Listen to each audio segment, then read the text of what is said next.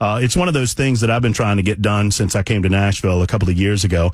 I knew that our next guest was living in Nashville. I've followed his career from his time in Kansas City as a sports reporter, as a sports journalist, as a sports columnist. He has parlayed that into being really a voice, a cultural touchstone, and a voice of not only sports but politics and how those things intersect along racial and cultural lines. His name is Jason Whitlock. He is host of Fearless with Jason Whitlock.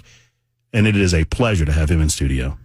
You know what, Matt? Hold on. All that build up. Without turning my mic on. There you go. Matt, I don't buy what you're selling. I live less than 2 blocks from this studio. I got you. And I never got invited until today. I could crawl here in less than 30 seconds. And, I've been dying to get you on, Jason. Oh, man. I smell what you're cooking on that 19th floor over at, but I just get here today, so. Man, I'm glad. Well, I'm glad you're here. One way or the other. You got it cooking over there at Fearless, man. Thank you for everything you do. I'm trying. How did you come to be in Nashville? I came here as part of leaving corporate media, Fox Sports, to partner with Clay Travis on Outkick. And I wanted to get out of L.A. I wanted to get closer to my family in Indianapolis and Cincinnati. And I wanted to build up Outkick and relocate to a part of the country that wasn't offended by my worldview. So I'm curious, and I know that every time you go on a show like mine, you kind of cover this ground. But for those that don't know the arc of your career, and I want to explore that just a little bit with you, and we'll talk about some of the things going on today. But I mean, you went through. I mean, you were a football guy, player, college football player. Played with Blaine Bishop, the great Tennessee Titan safety at Ball State. Oh, Blaine is we need to connect you guys. He's next door right now. No, Blaine was at Ball State the same time as me. He's 20 feet away from you right now. I haven't had him on Fearless, but I've had Blaine on plenty of shows. That's cool. We see each other at Ball State football games. I'm a little older than Blaine. I think he was a freshman my 5th year of school. And you parlayed that into a wonderful career as a sports columnist. Did you start as a reporter before you became a columnist? Yeah. I started out at the Bloomington Herald-Times in 1990 as a high school sports writer and covering Indiana University soccer for $5 an hour. That was my reward for 5 years of college at Ball State. You were never afraid as a columnist. What was it, Kansas City Star? Yes. And I remember us having a conversation. I don't pretend that you remember this because you've had so many of these interviews over the years. You were with the Kansas City Stars in Birmingham, Alabama, and it's probably 20 years ago. You're going to think I'm joking, but I remember that. And what so impressed me is that so few in your field were willing to go there. And obviously now, what we know now, your willingness to go there, your fearlessness, because it was a column regarding race in sports, and I forget the specific nature of the column, but I was so impressed that you were willing to go there and speak truth where so many were not. You think this is around 2007, 2006? Yeah, something like that. Yeah, it was probably everybody in the country had me on during the Don Imus nappy-headed hose deal. That's exactly right. That's exactly right. I was like, hold on, man. We don't even listen to Don Imus. We don't know who he is. We don't know what he's talking about. And we got all these rappers putting out this rap music that calls black women every name in the book, calls black men every name in the book. But I'm supposed to care about some shock jock in New York that I'd never listened to his show. And so I love it. That's exactly right. Mm-hmm. That's exactly right. Did that make your work as a sports columnist harder? Your willingness to discuss these things? Did it cause your bosses any consternation? I'm sure it did, but I'm old enough. You used to kind of get rewarded for being outspoken and honest and objective and someone that riled people up. There used to be a reward for speaking uncomfortable truths. They've now eliminated that, and you're punished for speaking in corporate media for speaking uncomfortable truth. And so, during my whole career as a sports writer was based off of Mike Royko's career as a local columnist for the Chicago Tribune. Mike Royko many people would argue the greatest newspaper columnist of all time. I grew up reading him as a kid, and I said when I got into journalism, oh man, I want to be the Mike Royko of sports.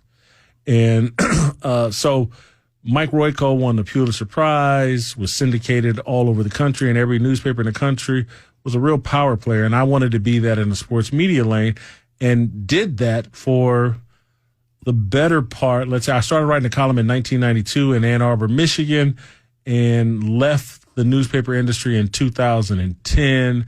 And it wasn't until around 2014 when my approach to writing sports columns was demonized and ruled illegal by corporate media. What do you mean when you say that it was ruled illegal? Couldn't do it. Just unsustainable that the editors and people in charge didn't want to deal with the blowback of someone who, called BS on mainstream corporate fake narratives. They just didn't want to deal with it. And a lot of it, particularly in the sports world, was driven by Deadspin. Deadspin would call and threaten editors. And people, if they had dirt on you, they would threaten to expose you. And so, it's not that I didn't do dirt, but I exposed all of my dirt, and I was a single man. And so I couldn't be bullied, but some of the people I work for could, and put pressure and just made it real uncomfortable to do the things that I used to do in writing. And so I eventually moved into television more full-time with ESPN and then Fox Sports. And then you almost went back to ESPN, didn't you? I went back. I did go back. I went back to Fox Sports. I worked at Fox Sports and ESPN twice. I think I remember that was that the Undefeated? That's the second time I went back. Okay. Yes. And then that's when the assassination of my character really, really started, was then in 2014. And tell me if I'm wrong. I mean, you lived the experience. I just observed the experience, but it feels like the assassination of character occurred because you had a different perspective. That's all it was about. Is I particularly being a black man, there are certain things you're supposed to say about the black-white racial narrative and about America's relationship with black people that just wasn't my experience, and just isn't really, I don't think, the experience of any person of my generation to the degree that it's promoted here. And I just wouldn't do it. And so ESPN, I think the second time they hired me, it was under false pretenses. They wanted my ideas. They realized that I was the best sports columnist working in that era. And they already had Bill Simmons, who different path was, and they wanted me to be a version of Bill Simmons. But I'm a journalist. Bill Simmons is a bit more of a blogger and a politician. And so there's just certain journalistic principles I'm just not going to bend on. And when they saw that I wouldn't bend, they just said, all right, we'll take the guy's ideas, we'll destroy him, and then we'll put someone we can put puppet strings on in his spot. He's the host of Fearless with Jason Whitlock. He's got an event coming up a little bit later on in town that I want to tell you about. It's called Roll Call 2.0. We'll do that right after this break. It's 2:25 on Super Talk 99.7 WTN. Back right after this. Super Talk 99.7 WTN, Matt Murphy, and you, alongside my man Jason Whitlock, who is the host of Fearless with Jason Whitlock. You can find him wherever you find your podcast. Look on, all of the various social media platforms. You can find us on Super Talk TV, YouTube, Facebook, Twitter, Twitch, where you can see Jason sitting in our studio. And he's already called me out for saying that I've been trying to get him on for some time because I ask and I receive, and Jason is here. We were talking off air about the state of our country, and I'm curious, was that a compelling factor as you? I don't want to say that you transitioned in your approach to what you do on a day-to-day basis, but I did transition. But there has been a transition. Yeah. How would you categorize what has happened in your career? I may tell you more than what you asked, but again, I told you in 2013, 14, 15, I'm back at ESPN. They've hired me to start the Undefeated, and then they seek out to destroy me, and Deadspin and other media outlets are just like reshaping who I am in the public sphere. And it was a humbling experience, and it made me realize, like, man, if I don't get right with God, they're going to win. I grew up in the church, small church in Indianapolis, and went off into the world and had a lot of success and made money and became popular and forgot about God. And this humbling experience at kind of the apex of my career made me refocus, reevaluate, and really understand my purpose. And so, I just started leaning more into my faith. And then the further and further along I got in my television career, particularly at Fox Sports, we started having success. And there was a direction I wanted to take the show, and there's a direction the network wanted me to stay in. And the rubber just didn't meet the road. And so I decided, look, I need independence. And I need to be somewhere where I can say exactly what I believe and talk about things in full. You can't talk about the truth without talking about God, without talking about the Bible, without talking about Jesus Christ. It's the foundation of all of our truth. And I'm watching the country move away from that. And I'm seeing a country that I don't recognize as we move further away from a biblical worldview. And this is amazing. I just have, I loved my childhood so much and the hope and the ideas that I was raised with. I want other kids to experience that. And so I was like, well, you got to do something to protect it. You got to do something to open people's minds to, hey, here's what's really going on. You guys think there's some sort of race war going on, or you think there's some war between Republicans and Democrats, and the war is really good versus evil. There are satanic forces at work trying to undermine America and our biblical foundation. And I wanted to be in that in a real way that you can't be in corporate media. There were people that were texting in to me, I love Jason Whitlock on Tucker Carlson. And what they loved was that I'd go on Tucker Carlson, and Tucker Carlson wanted me to do this. Any conversation we'd have, I'd find some biblical angle on it and talk with him about it. And it was a way of getting God into the conversation on Fox News. Fox News, not the biggest fan of that. And I think part of that had to do with why Tucker and Fox News ended up splitting. But, that's my purpose. I just wanted to return people to a biblical worldview so that we continue to protect the freedoms that many of us have taken for granted. Freedom of speech, can't infringe upon our religious beliefs. And look where we are, where they're passing laws that if you quote scripture, if you quote the Bible, that can be viewed as anti-Semitism and can land you in jail. That's crazy. Well, one of the places where those two concepts, the concept of the First Amendment and the Second Amendment, and really all the rest, combine are this idea of hate speech and hate speech laws. So many other countries have passed these laws that are now they're turning against the church and suggesting that the church can't teach certain aspects of faith because it is considered in some circles hate speech. One of the reasons that I've defended, like, for example, Vanderbilt University has had this pro-Palestinian protest that's been going on campus. And I've defended that because it's not infringed on the rights of any Jewish students on campus. It's not restricted their freedom of movement. And we should welcome that, even as I think they are as wrong-minded as they can possibly be. It is sacrosanct to me that you have that right in the United States of America to be as wrong as you want to be, so long as you're not denying others' rights. Totally agree. And literally, I just got in this on my show today. The First and Second Amendment are first and second for a reason. They're critical. Free speech, don't infringe on their right to a religious assembly. And then they were so smart. They said, now look, these satanic, crazy people and governments out of control, they will steal your free speech.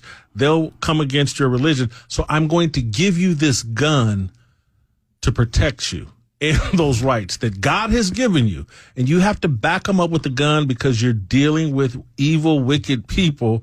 And they go hand in hand, the First and Second Amendment. And that's why they're first and second. Here's your rights that God gave you, and here's your gun to back it up. And it feels like nowadays that, our friends, quote unquote, on the left, they love the concept of freedom of speech so long as you don't say something that they disagree with. I mean, I'm looking at Harrison Butker, kicker with the Kansas City Chiefs, said nothing wrong. Frankly, said a lot of things that I completely 100% agree with. Who would deny him his ability to say what he's going to say? But I promise you, somebody's going to try to cancel this dude based on what he had to say at a commencement address, by the way, at a Catholic faith-based school, and he was speaking from a faith-based perspective about how he sees the rest of the world. Now, a quick taste? Let me give you a... Oh, no, give it, hold on, give me a little taste of Harrison It would Butker. seem the more connected people are to one another, the more they feel alone. I'm not sure the root of this, but at least I can offer one controversial antidote that I believe will have a lasting impact for generations to come. Get married and start a family. He's being blasted for that. He went to Benedictine. He spoke against diversity, equity, inclusion. He called out silent Catholics. He's being hyper aggressive, and I got nothing but respect for him. It's so funny. Our shows mirror each other today because I played clips from his speech at Benedictine as well. But I want to give you another example, your audience, another example. Look at Bill Maher. He's a hardcore leftist. Yep. Look what he's realizing in real time that he won't admit to, but he's realizing, hey, Christian culture protects my right to be a comedian far better than secular culture. That's why he's blasting the left. They've damaged comedy. Oh, you can't crack that joke. You can't do this. You can't do that. And someone like Bill Maher, who's built a brand being anti-religion, he's never going to cop to it because it's brand. But he's realizing in real time, I've talked to other comedians that know it, like, oh, my God, Christian culture is better than secular culture. It actually protects my right to be a legitimate comedian. That's why he's pushing back so hard. I never thought of this concept, and you just brought it to the table, and it's pretty cool, that a faith-based culture protects Bill Maher's right to be an atheist. Yes. More than his fellow atheists. Yes. Will protect his right to think for himself and to feel as he feels about matters in front of him. Not take the jab. Faith-based culture, because I'm sitting here as a 57-year-old fat man. I did not take the jab. And it's because of my faith. I was like, oh, why would this be better than what God designed? I'm good. I'm going to pass on it. I'm going to work on losing weight. I'm going to take the Z-Pack with vitamin D and other things, and I'm going to let God do the rest. And that's why I'm here sitting here today, a pure blood. And when I did get COVID, I had a doctor, Zelensky, who prescribed me ivermectin. Knocked it out. Probably had 2 days worth of COVID. The rest, I just fought through. It was nothing. Haven't had a problem since. Because I'm going to trust God's design better than man's design. As we talk about faith, and as I think about your career in the world of sports, as you gravitate more and more to your faith, does that kind of help focus you on how sports applies to all of this, or if it applies to sports applies tremendously. The left is overtaking the sports world because they know that sports is the only thing that really moves with the culture at this point. It's the only thing that draws television ratings. Mm-hmm. Nothing else does. And they're trying to control us, or they are controlling us through TV. And so why do you think they moved Taylor Swift into football? Because they got to attach her to football, because it's the only thing that draws a massive audience. And how do you promote her with the massive audience that football delivers? And that's why they're turning sports more and more woke. That's why the athletes all think they got to kneel every time a career criminal acts up against the police and hurts himself, gets hurt because he's put himself in a bad position, and they got to, drop to their knees. And oh my God, George Floyd's the greatest human being on the planet. It's crazy. Upside down. All right, you've got a big, in the few minutes we've got left, I want to talk about this big event you've got coming up on June 1st called Roll Call 2.0. Roll Call 2.0, because we had Roll Call 1.0 last year. Okay. And it's at Rocketown. We're back. We're bigger and better than ever this year. And moving forward, I partnered with John Rich, the country singer, because John Rich is helping me execute my vision. I'm trying to get black and white people to realize, hey, we're not enemies. That the real enemy is good versus evil, and we have to come together as believers and as men. This is a men's summit. We have to come together as men and believers and stand up to all these forces destroying America, destroying the future of our kids and grandkids. And so it's on Saturday, June 1st. I've got John Rich. I've got Jeffrey Steele. I've got John Cooper from Skillet. Tamara Conrad, a friend of mine out of California, great singer. Vodi Bakum is going to come in and preach. E.W. Jackson's going to come in and preach. I've got some athletes, Mark Schlereth, Matt Burke. These guys won Super Bowls. Rashad Jennings, former NFL running back. I got a bunch of college basketball coaches that are coming in to talk with me about how name, image, and likeness and the transfer portal have impacted and limited a coach's ability to actually mentor and disciple young people and pass on their values, because you just can't do it. It's too high risk now. And so upgraded the guest speakers and the whole event on a great level. The issue I'm having, Matt, and this is why I'm so thankful you invited me on your show, is I got people coming in from all over the country, like people, not celebrities, but people coming in. I'm struggling here in Nashville, and it's killing me. Like, what's going on in Nashville? I got great music. So you got people buying tickets in Dallas and KC and Hawaii, and we can't get Nashville behind this thing. We can't. Come on now. Yeah, and tickets are up $150. I got a little tip for you. If you want a ticket for $100, use the promo code FEARLESS, all lowercase, and you'll get the ticket for $100. It's a full day of events on Saturday, starting at 10 a.m. until 5 p.m. Great music, great food. You're going to hear some inspirational speeches, and I'll be there. And, you know, I'm a role model. You're for worth $100 all by yourself, Jason. Yes, I know that. And tell John Rich I said he's worth at least $5. $200. No, Rich is great. I mean, look, we want people to go to the event. We want people to support you, support this city, and support a faith-based culture and a faith-based event. Strong men. How can people get tickets? FearlessArmyRollCall.com. I need you to go there right now. Hey, if you're a young lady out there, your boyfriend, your husband, you want to give him a kick in the butt and push him the right direction, get him a ticket. Let him spend Saturday, June 1st with me and a bunch of my friends. Listen to some good music, hear some good speeches, eat some good barbecue. It's going to be fun and amazing. And Roll Call 3.0 is going to be even better. But I got to get people here in Nashville, you men, fired up. This is a good, fun event. You'll be done by 5 o'clock. You can, FearlessArmyRollCall.com. Go it. Do it. Awesome. Make it happen. Jason, thank you so much. Let's do this again. This is fun. We're just scratching the surface. I could talk to you for hours. Matt, I just live around the corner. I'm going to take you up. I got his number now. I've got his digits now. So we're going to make it a habit. All right. Thank you, brother. I appreciate you. Awesome.